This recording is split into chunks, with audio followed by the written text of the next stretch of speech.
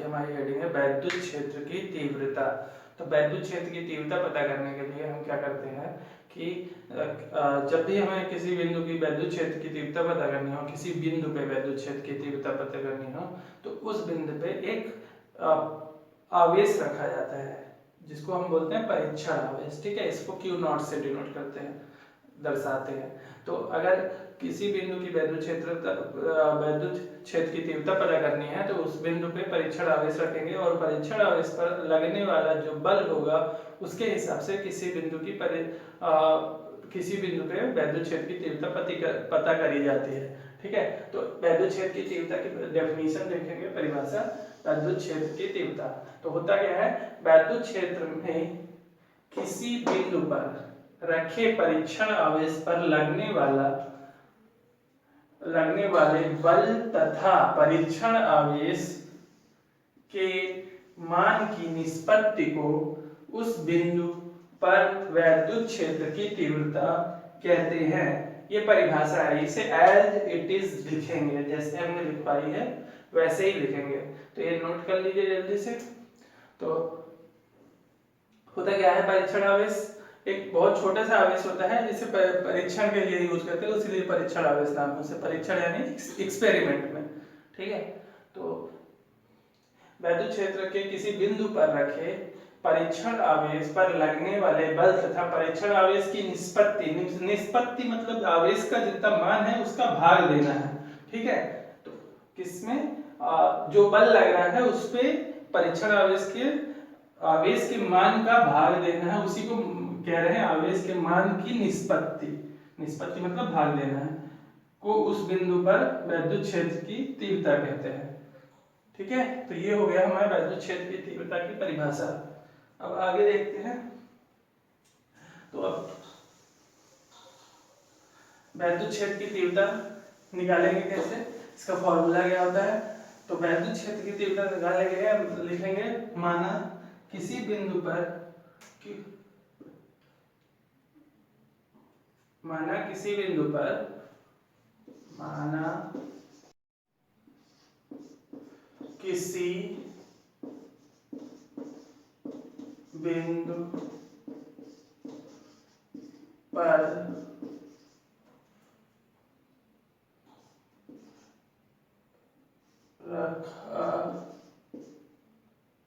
रखा परीक्षण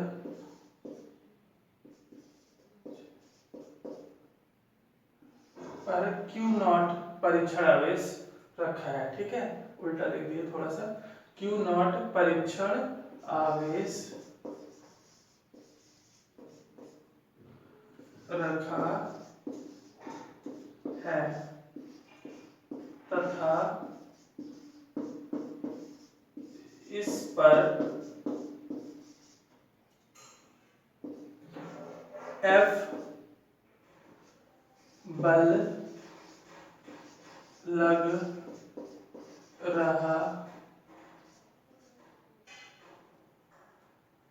रहा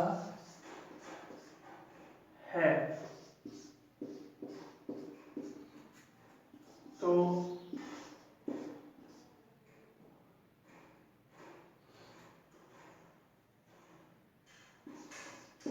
बिंदु पर वैद्युत क्षेत्र की तीव्रता, ठीक है, वैद्युत क्षेत्र की तीव्रता, इसको हमेशा कैपिटल ई से दर्शाएंगे, कैपिटल ई, और ये वेक्टर क्वांटिटी होती है। तो कैपिटल ई बराबर क्या होगा, एफ जो भी बल लग रहा था परीक्षण आवेश पे बटे परीक्षण आवेश का मान। तो ई बराबर, ये फार्मूला आएगा कैपिटल ई बराबर एफ बटे क्यू नॉट। ठीक है, ये वैद्युत क्षेत्र की तीव्रता का फार्मूला है। अब इसमें देखो, बल जो है वो सदिश राशि है और आवेश अदिश राशि है। तो ये जो वैद्युत क्षेत्र की तीव्रता है ये भी सदिश राशि हो जाएगा। तो क्या है, वैद्युत क्षेत्र की तीव्रता E ब्रैकेट में यहाँ पे लिख लीजिएगा, वैद्युत क्षेत्र की तीव्रता, वैद्युत क्षेत्र की तीव्रता, वैद्युत क्षेत्र की तीव्रता ब्रैकेट में कैपिटल ई सदिश राशि है,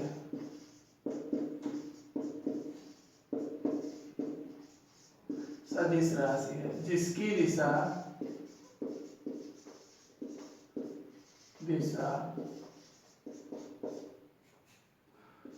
परीक्षण आवेश पर लगने वाले बल की दिशा में होती है। तो ठीक है, तो क्या है कि जो वैद्युत क्षेत्र की तीव्रता है E, ये एक सदिश राशि है और इसकी जो दिशा होगी वो परीक्षण आवेश पे जिस दिशा में बल लगेगा उसी दिशा में वैद्युत क्षेत्र की तीव्रता की भी वही दिशा होती है। ठीक है, अगर क्या है परीक्षण आवेश धनात्मक है तब।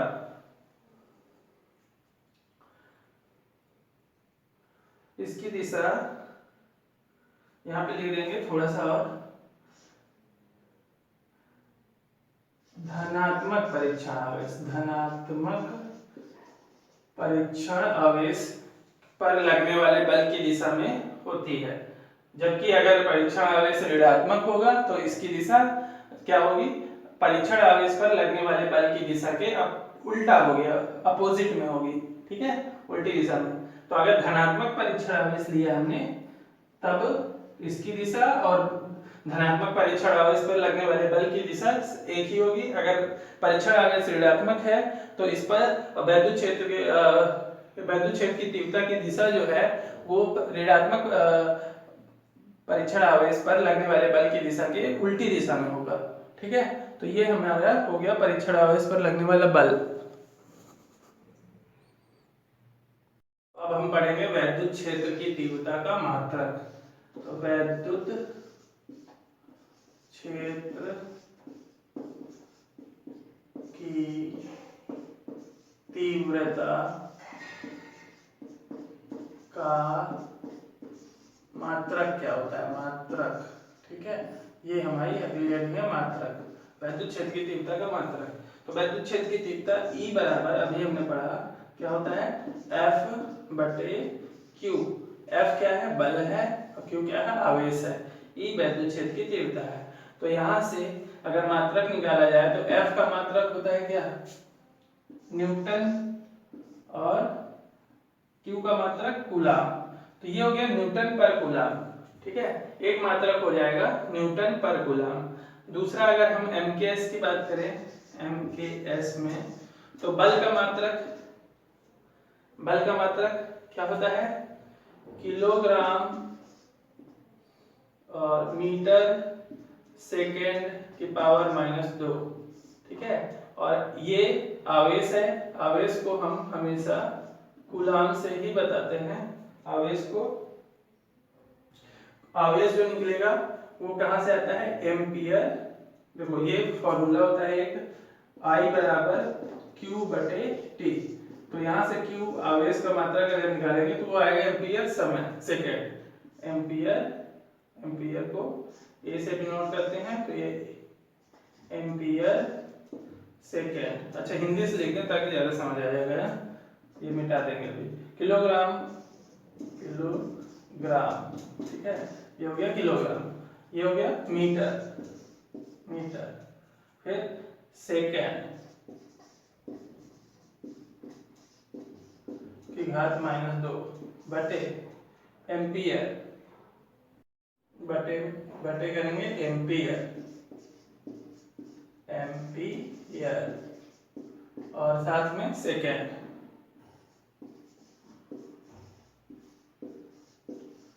तो क्या होगा, ये सब वही रहेगा, किलोग्राम वैसे मीटर, सेकंड यहाँ से हट जाएगा अगले स्टेप में, और ये सेकंड हट करके यहाँ की घात -3 हो जाएगी। तो ये बन जाएगा किलोग्राम मीटर सेकंड की घात 3, और एम्पियर भी ऊपर आ जाएगा, एम्पियर -1। ये हो गया इसका मात्रक एमकेएस में। अब इसकी विमा देख लेते हैं। तो वैद्युत क्षेत्र की विमा क्या होगी? वैद्युत क्षेत्र की तीव्रता की विमा जो है विमा, इसकी विमा क्या होगी? विमा देखनी है तो विमा यही बनेगा। विमा भी सीधे सीधे विमा देखो ना, यहां से अगर निकाला जाए तो बल की विमा क्या होती है? बल m l t - 2, ठीक है। बटे में क्या है? आवेश, आवेश की विमा क्या होती है? कल करे थे a t। तो यहां से सबको एक साथ करेंगे तो m की जगह m ही रहेगा, l और b वैसे ही रहेगा। t में एक t नीचे से और ऊपर घात जाएगी, माइनस की हो जाएगी तो -3, और a -1, ये इसकी विमा आ जाएगी, ठीक है। तो ये है वैद्युत क्षेत्र की तीव्रता की विमा। तो अब हमने पढ़ लिया वैद्युत क्षेत्र की तीव्रता की विमा और वैद्युत क्षेत्र की तीव्रता का मात्रक। अब हम इसका डेरिवेशन करेंगे। किसी बिंदु आवेश के कारण उत्पन्न वैद्युत क्षेत्र की तीव्रता का डेरिवेशन करना है। तो मिटा देते हैं, फिर शुरू से करते हैं एक बार फिर से।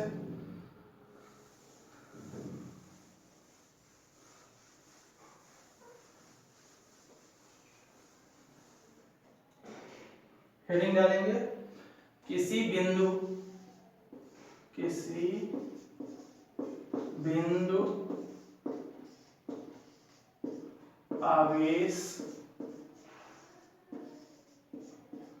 के कारण उत्पन्न वैद्युत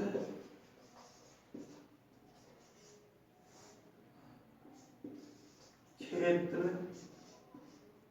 की क्या है अगली हेडिंग? किसी बिंदु आवेश के कारण उत्पन्न वैद्युत क्षेत्र की तीव्रता। तो इसमें लिखेंगे, माना Q आवेश किसी माध्यम जिसका परावैद्युतांक K है, के किसी बिंदु O पर रखा है तथा O से R दूरी पर कोई बिंदु P है जो आवेश Q के वैद्युत क्षेत्र के अंदर है, ठीक है। इस बिंदु P की O से दूरी r है। हमें बिंदु P पर वैद्युत क्षेत्र की तीव्रता ज्ञात करनी है। तो लिखेंगे, माना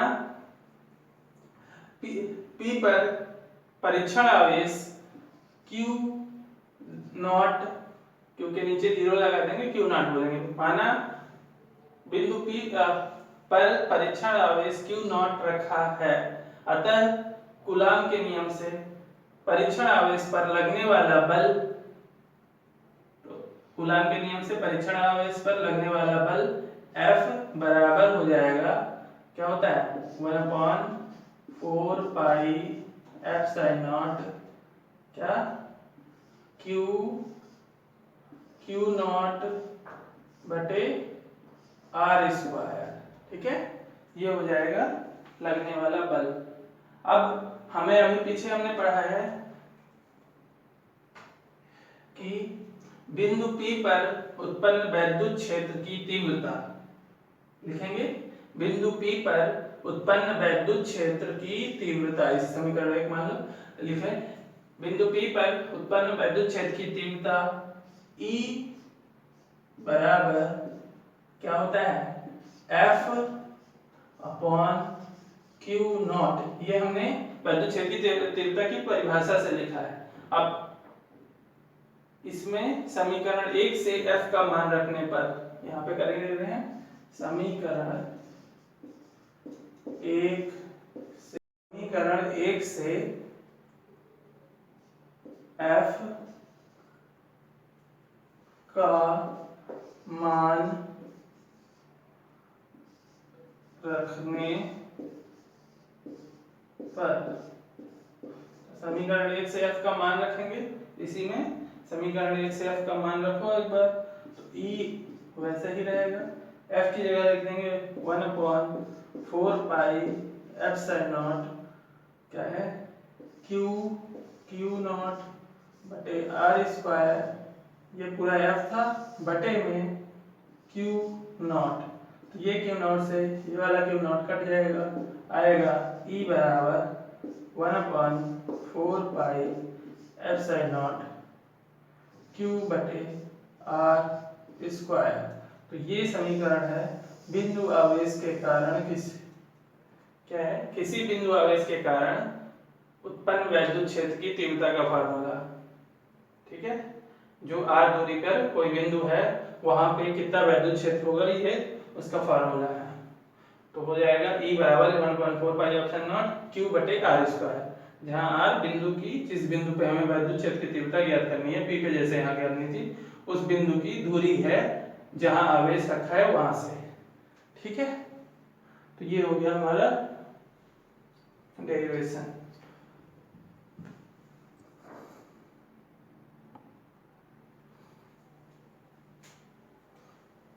अच्छा, ये जो डेरिवेशन किए हैं इसमें ये जब क्या है कि यहाँ जो माध्यम है, जब निर्वात या वायु है तब के लिए ये एप्सिलॉन नॉट यूज होता है, ये पता होगा, तब के लिए, जब के लिए एप्सिलॉन नॉट कब यूज करते हैं, जब ये निर्वात या वायु है। अगर माध्यम का परावैद्युतांक k है तो यहाँ पे एप्सिलॉन नॉट इंटू k आ जाएगा, क्योंकि अगर माध्यम का परावैद्युतांक होता है तो एप्सिलॉन माध्यम का वैद्युतशीलता होती है, जहाँ पे एप्सिलॉन इक्वल टू होता है epsilon not into k, epsilon equal to epsilon not into k। तो इसीलिए अगर माध्यम का परावैद्युतांक k मान लेते हैं तो यहाँ से F में आ जाएगा 1/4 पाई एप्सिलॉन नॉट k, और यहाँ पे आ जाएगा, जिसमें जब F को मान रखेंगे तो यहाँ पे एप्सिलॉन नॉट इंटू k आएगा, और यहाँ भी एप्सिलॉन नॉट इंटू k आएगा। ठीक है, क्योंकि इस बार हमने ये माना है कि यहाँ पे माध्यम का परावैद्युतांक k है। क्या है, माध्यम का परावैद्युतांक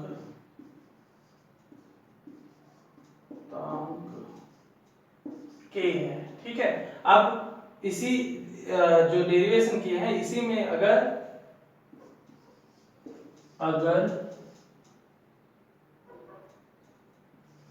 माध्यम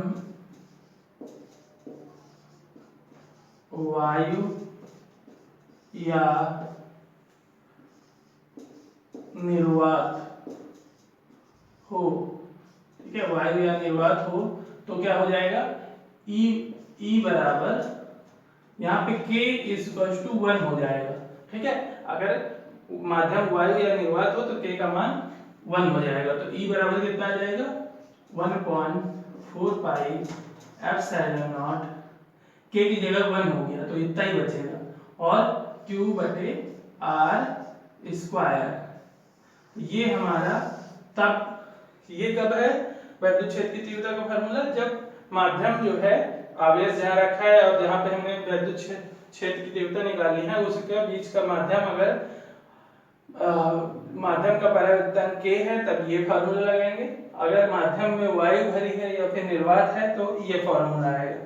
ठीक है, तो ये हो गया हमारा डेरिवेशन वैद्युत क्षेत्र की तीव्रता का। Thank you for watching video. Please like, share and subscribe this channel.